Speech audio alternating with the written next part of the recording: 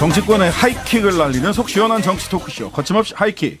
장성철 공론센터 소장, 장윤선 정치 전문 기자 나오셨습니다. 안녕하세요. 네, 안녕하세요. 예, 거침없이 하이킥은 오늘도 유튜브 생중계 함께하고 계십니다. 유튜브에서 신장식의 뉴스 하이킥, MBC 라디오 시사 검색하시면 댓글과 질문 남기실 수 있습니다. 자, 먼저 오늘 나온 윤석열 대통령 지지율부터 좀 살펴볼게요. 리얼미터가 미디어 트리뷴 의뢰로 지난 6일부터 10일까지 실시한 여론조사인데요. 자세한 사항 중앙선거 여론조사 심의위원회 홈페이지 참조하시면 되고요. 38.9% 대통령 국정운영 지지율. 한 3주 연속 요 조사에서는 다른 조사와는 달리 어쨌든 리얼미터 미디어 트리뷴 조사에서는 한 3주간 40%대를 유지하다가 42% 거의 43%까지 갔다가 이번에 38.9로 뚝 떨어졌어요. 이거 원래 여당 전동 그 컨벤션 이펙트 있어야 되는 거 아니에요, 지금? 그렇죠. 그럴 때죠. 예, 그럴 때잖아요. 사실 그거보다 더 센 폭탄이 터졌으니 바로 강제동원 제3자 변제 방식인 거죠. 예. 이제 이번 주에 가서 윤석열 기시다 윤석열 선언, 뭐 김대중 오부치 선언 비슷한 것을 만들어서 외교적 성과라고 주장을 하겠지만 그것을 외교적 성과라고 판단하거나 받아들이는 국민이 얼마나 있을지 그마저도 그 강제동원 제3자 변제 방식에 대해서도 국민 여론이 굉장히 부정적입니다. 국민 절반 이상 제가 안 거는 58%인가 되는 국민들이 부정적으로 평가하고 있어요. 근데 전반적으로 보면 계속 윤석열 대통령 지지율이 30%대 박스권에 갇혀 있고요. 늘 말씀드리지만 강고한 60%대의 부정평가가 계속 지배하고 있다. 이 정부 내내. 이게 굉장히 심각한 문제인데 뭐 별로 신경 쓰지 않는다. 지지율이 뭐 0%, 1%가 되더라도 뭐 해야 될 일은 하겠다라는 입장이기 때문에 근데 이게 국민들께 욕먹으면서도 꼭 해야 되는 어떤 개혁 과제인 것처럼 얘기를 하는데 과연 그런 것인지에 대해서는 다들 의문부를 찍고 있는 것 같습니다. 뭐 대통령실에서는 뭐 일본 그 언론에서 나온 건 10%가 되더라도 감수하고 가겠다라고 얘기를 했었고 오늘 대통령실에서도 국민의 이해가 확대되면 지지율도 회복될 것으로 기대한다. 이해가 확대될 수 있을까요? 장 소장님? 이해가 확대되는 것보다 예. 일본이 우리가 원하는 상징적인 조치를 취해야 국민들이 대통령 3.1절 기념사부터 일본과의 외교 전쟁에서 승리했구나라고 생각을 하지. 네. 그냥 일본이 그 하야시 외무상이 얘기했던 것처럼 강제동원 안 했다니까 우리는. 없습니다. 그런 일은 이렇게 얘기를 했죠. 이런 식의 반응을 보이고 또 어느 순간 또 대통령이 우리가 일본을 방문을 했는데 독도는 일본 땅이에요 라는 주장을 또 강요나 하겠죠. 중요한 정치인이 또 해버리면 대통령의 방일 성과가 상당히 가려질 수가 있어서 걱정이다. 8월에 또 야스쿠니 신사 가겠죠. 안 뭐 줄줄이 사탕으로 저는 그러니까 중요한 포인트는 이런 것 같아요. 네. 그 2018년 그 배상 판결로 인해서 오히려 일본이 한국으로부터 명예훼손을 당했다라는 주장을 지배적으로 하고 있는 거거든요.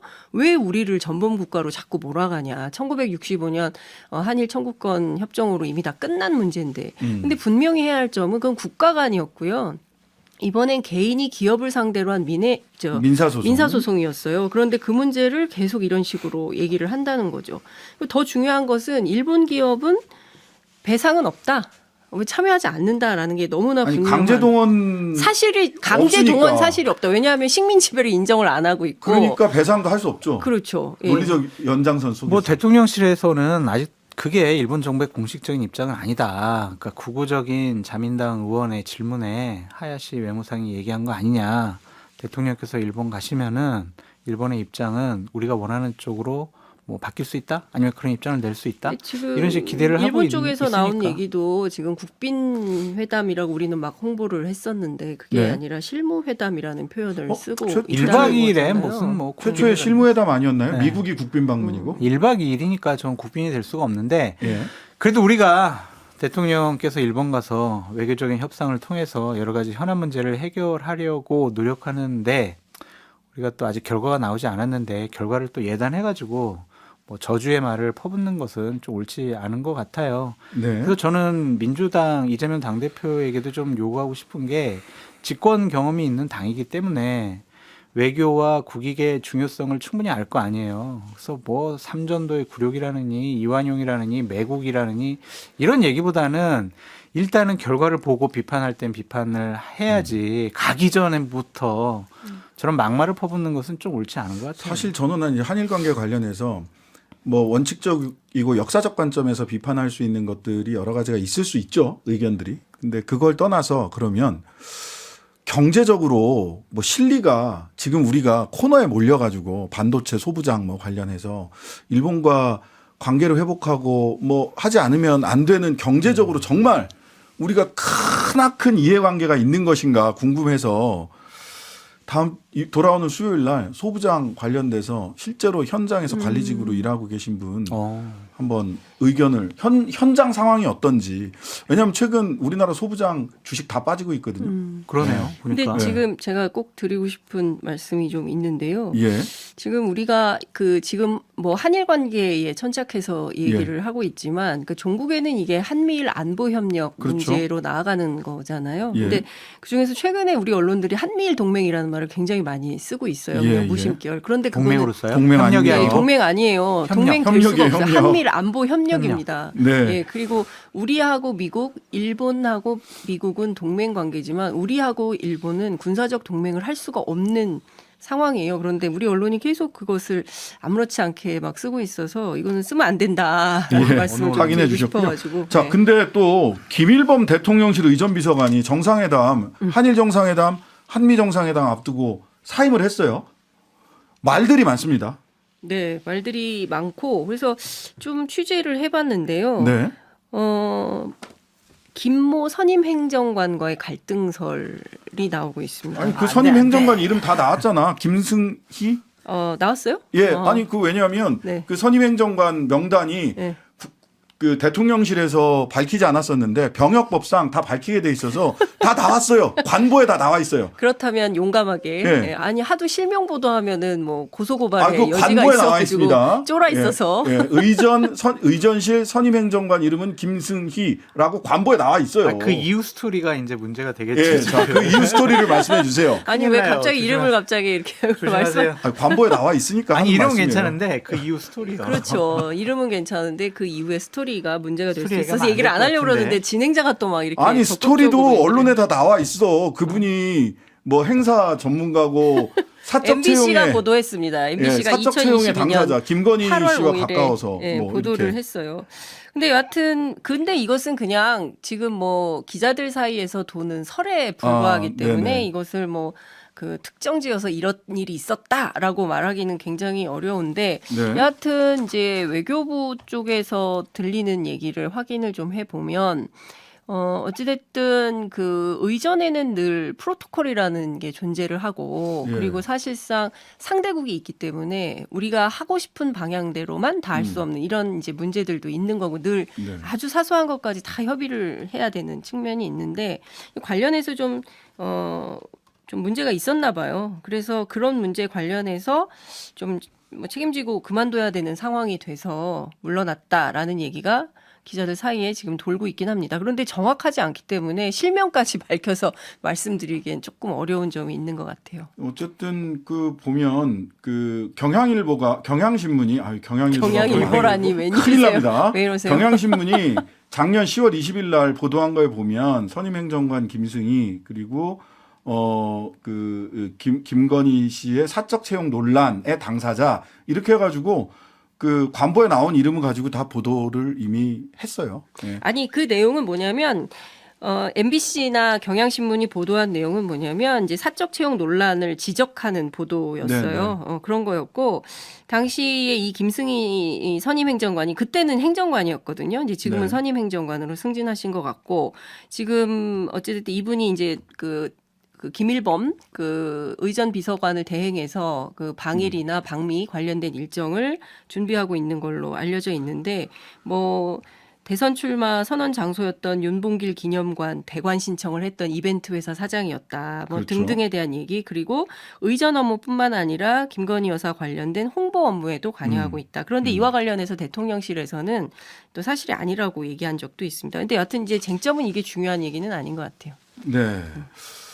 어쨌든 나는 아무 사태 얘기 안 배경, 했어요. 네? 사태 배경에 대해서 장 소장이 아무 얘기 안 소장님 했다고 뭔가 피해가려고. 있는데. 얘기 안 했어요. 예. 여튼 그런 추정들이 오고 간다. 네. 묘하게도 의전 비서관을 바로 이렇게 다시 채용하거나 선임하지 않고 선임 행정관이 의전 비서관 역할을 하도록 이렇게 한동안 하겠다라고 대통령실에 얘기를 했기 때문에 추정이 이런저런 추측들이 난무하고 있지 않는가 싶어요. 이런 일들은요 좀 명확하게 해명 좀 해줬으면 좋겠어요. 무슨 일이 일어나면은 다 그냥 입을 다 다물고 있거나 아무 말도 안 해요. 근데 이런 분들 비서관이잖아요. 네. 국가에 중요한 일을 했던 분들인데 그냥 이상한 얘기들 아니면은 뭐 설왕설래 이렇게 하는 건 안 좋잖아요. 좀 클리어하게 해명이 네. 됐으면 좋겠고 특히나 그 정상회담 2차례 정상회담 앞에 두고 의전 비서관이 이렇게 급히 바꿔야 될 일이 무엇인지 모르겠습니다. 다 개인적인 사유라고 하는데.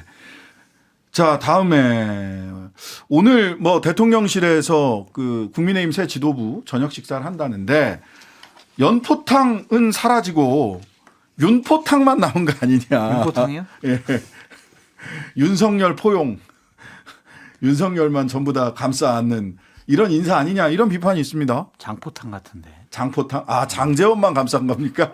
예. 그 배현진, 네. 김수영, 박수영, 박수영, 그다음에 유상범. 유상범. 이 세 분은 장재원 의원하고 친하시잖아요. 장포탕이군요. 네, 장재원 의원하고 아니 말고 딴 분들도 계시잖아요.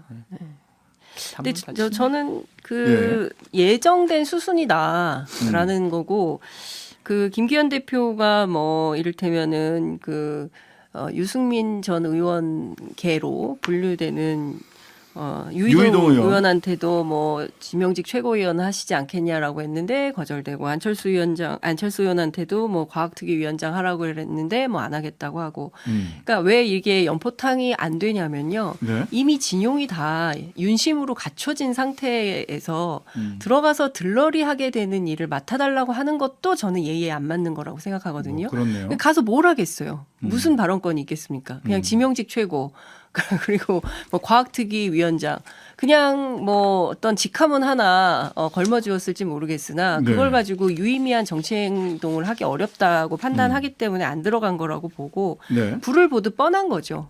상황이 어떻게 흘러갈지 총선 앞두고 그렇기 네. 때문에 제가 보기에는 다른 팀들이 와서 할 여지도 없을 거고 룸도 없을 거다 이런 생각이 좀 듭니다. 들러리 안 서겠다. 그러니까 그렇죠? 이번 공천을 실무적으로 담당할 사람들이잖아요. 네. 특히 이제- 조직부총장, 네. 사무총장. 공천을 앞두고는요 실무적인 권한이 있는 자리를 가야 해요. 네. 그래요. 의미가 그게 있죠. 바로 저 권한이 있는 권력이 있는 그런 자리인데 그냥 뭐 지명직 최고위원은 그냥 뭐 안건 올라오면 다른 최고위원들이 다 거수기죠. 친윤 최고위원들이 다 하는데 거기서 무슨 말을 하겠어요. 음. 그 유이동 의원이 이제 거절한 거는 수도권 의원이잖아요. 네. 이 지도부에 몸담는 게 다음번 내선거에 그렇게 도움이 안 유리하지 않을 것 된다. 같다. 공천을 받더라도 수도권 민심이 나빠지면 나는 뭐냐. 네. 그냥 공천만 받고 나는 당선 안 될 수 있다 이건데 강대식 의원 같은 경우는 대구가 지역구잖아요. 네. 거기는 공천이 문제인 거예요. 그렇죠. 그건 그렇죠. 지명직 최고위원인데 공천을 안 주겠냐고요. 네. 그러니까 이번에 받아들인 것은 공천.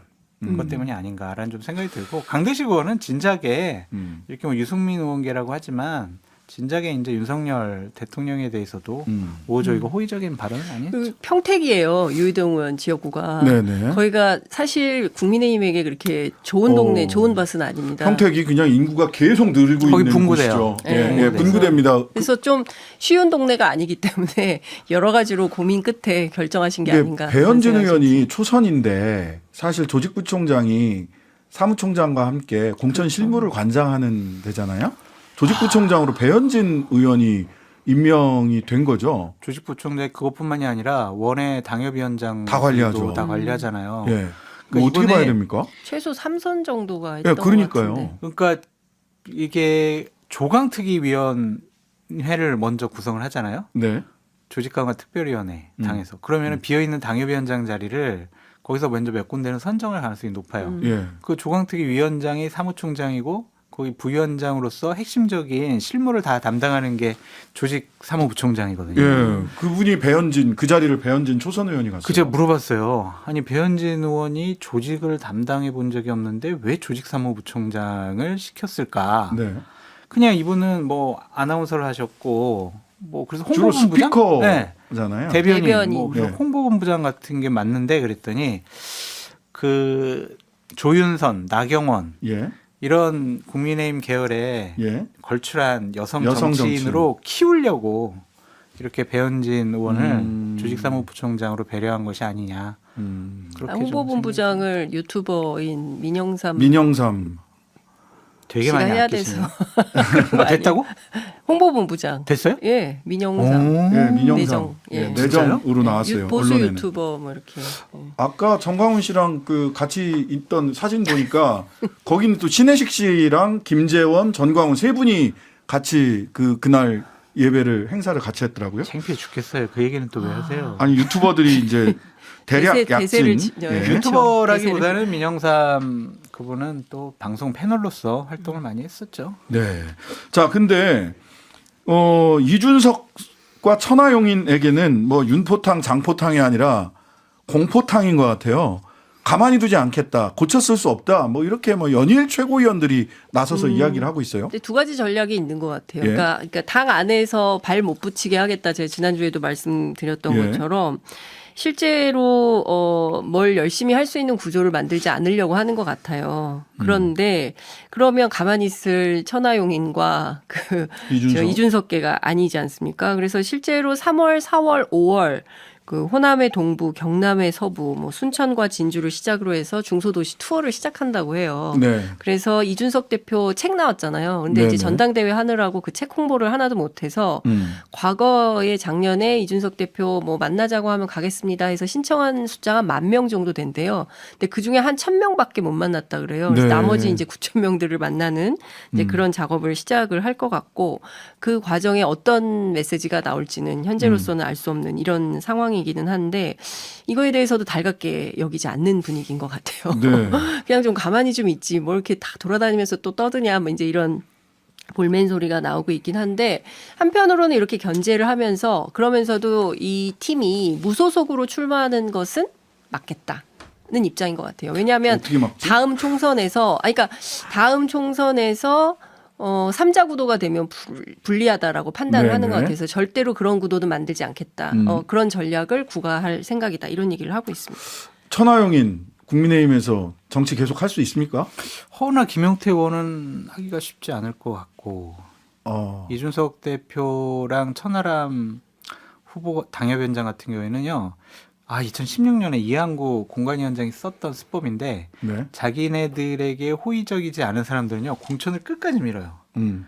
그래서 거의 등록을 선관위에 후보 등록할 때쯤 해서 공천을 주든지 아니면 그때 공천을 안 줘버려요. 그래서 끝까지 괴롭히는 거죠. 예. 어떻게 다른 준비를 못하게 맞아요. 발을 묶어놓는다는 거군요. 네, 그때 그래가지고 유승민 의원 계속 끝까지 미루니까 유승민 의원이 중간에 나는 그러면 무소속 출마하겠습니다 나왔거든요. 그러니까 천하람, 이준석 이렇게 괴롭힐 것 같아요. 그게 옳지 않죠. 근데 경선 붙인대요. 경선 붙인다는 끝에. 생각도 갖고 있대요. 제일 맨 마지막에, 마지막에. 제일 마지막에. 뭐 노원에서 이준석, 안철수 경선하는 거 아니냐 뭐 이런 얘기. 당원들만 60대 이상의 당원들만 대상으로 경선 룰은 자기네들이 만들기 나름이니까. 제가 울산 같이 가서 알겠습니다. 보니까 예. 그 인기 많던데요. 연세 누가요? 많으신 분들한테 이준석 대표요. 예. 하여튼간에 해봐야 보겠습니다. 예. 지역구로 가면 또 모릅니다. 그건 또 예. 전국적으로 인기가 높은 것과 지역구에서 그 지역 당원들의 선택을 받는 건 또 다른 문제거든요. 그럼요. 자, 민주당으로 가보겠습니다. 자, 뭐 제일 큰 뉴스는 소위 경기도지사 초대 비서실장 하셨던 전모 씨 극단적 선택 이후에 당 내에서도 이런저런 말들이 나오고 있어요. 특히 윤영찬 의원이 거의 대놓고 도덕적 책임, 도의적 책임을 져라 이런 얘기했는데 지금 이재명 대표 지금 어떤 상황이라고 지금 봐야 될까요? 매우 곤란한 상황이라고 봐야 되겠죠. 매우 곤란하다. 예. 그렇죠. 아니 기본적으로 이 전영수 씨 같은 경우에는 굉장히 오래되고 아끼고 본인이 평소에 그런 얘기를 많이 했대요. 내가 가장 총애하는 공직자. 공무원 중에 가장 신뢰하는 사람 누구냐라고 하면 나는 전영수를 꼽겠다. 뭐 이런 얘기를 했었대요. 그러니까 그 정도로 굉장히 아끼던 분이었고 이분 자체가 78년도에 공무원 생활을 시작하는데 어디서 하냐면 성남시 태평 일동 동사무소에서 시작을 해요. 아, 그래서 입지전이네요. 예, 그래서 계속 그 성남에서만 이렇게 잔뼈가 굵은 공직자죠. 그래서 제가 취재를 해보니까 경기도 의회, 그다음에 성남시 의원들 이분들 사이에서도 두루 평가가 굉장히 그렇대요. 좋은 맞아요. 분이고 굉장히 일처리가 꼼꼼한 사람이다. 그래서 죄 짓고 살 사람 아니다라는 얘기를 굉장히 많이 제가 들었습니다. 그래서 이분이 실제로 이제 그 본인이 남긴 유서에도 그냥 일을 했을 뿐인데 이게 왜 검찰 수사 대상이 되는지 모르겠다라고 항변을 했던 것처럼 그러니까 본인은 공직자로서 공직의 업무를 했는데 검찰 수사 과정에서 피의자가 되고 경우에 따라서는 본인이 책임져야 되는 규모가 굉장히 커질 수 있겠다라는 어떤 심리적인 압박 이게 굉장히 컸던 거 어쨌든 아니냐라는 이재명 얘기가 나옵니다. 대표에 대한 구속영장 청구서의 공범으로 성남FC 건의 네. 제3자 뇌물 공범으로 기재가 되어 있거든요. 공범으로 기재된 것으로 목숨을 끊을 만큼 그렇게 무슨 검찰의 압박이 심했을까? 그렇게 보긴 좀 어려운 것 같고 우리가 알지 못하는 뭔가 다른 이유가 있을 것 같아요. 이재명 당대표로서는 상당히 곤혹스럽고 당황스럽고 정치하기가 좀 쉽지 않은 상황으로 계속 내몰리는 것이 아니냐라고 생각할 수밖에 없고요. 정상적이지 않잖아요. 관련된 분들 다섯 번째 분들이 이렇게 극단적인 선택을 하는 것. 이거만으로도 윤영찬 의원이 얘기했던 것처럼 좀 어떤 도의적인 정치적인 책임을 져야 되는 것이 아니냐 그런 생각이 듭니다. 윤영찬 의원은 조금 더 솔직하게 얘기해야 되는 거 아닌가? 도의적 책임이 아니라 사법적 책임, 형사적 책임이 됐든 정치적 책임이 됐든 그 책임에 대해서 정확하게 얘기를 하시는 게 토론을 원활하게 하실 수 있을 것 같은데 도의적 책임을 지고 사퇴해라 이렇게 요구를 했고 김남국 의원은 퇴진론은 사실 무근이다 이렇게 얘기를 했어요. 이 엇갈리는 민주당 내 어떻습니까? 그러니까 실제? 이게 민주당이- 좀 짧게만 예, 얘기해주면 장성철 소장님. 이재명 당대표를 두고요. 민주당과 민주당 진보 진영이 제대로 국민에게 평가를 받기가 어려워요. 자꾸 이런 일이 생기잖아요. 그냥 예측하지 못하는 일들이 계속 생길 거란 말이에요. 사법적인 리스크. 이런 것들을 계속 끌고 어떻게 갈 거냐고요. 그러니까 이재명 당대표가 그 당대표직 유지하고 총선 공천하고 뭐 내년 총선의 사령탑으로 총선 치를 수도 있겠죠. 근데 그게 총선 승리 지름길이냐 그걸 한번 좀 판단해 봤으면 좋겠어요. 네. 근데 분위기? 제가 보기에 민주당 내부는 어쨌든 주류는 이재명 대표를 지켜야 된다. 그리고 검찰의 이런 무도한 수사에 맞서서 함께 싸워야 된다라는 게 주류의 분위기인 것은 분명합니다. 네. 근데 다만 비주류들이라고 표현을 좀 그걸 뭐 친명 비명 이렇게 나누는데 언론에서는 근데 저는 친명 비명으로 나누기에는 보다 더 복잡한 함수가 내부에 비주류?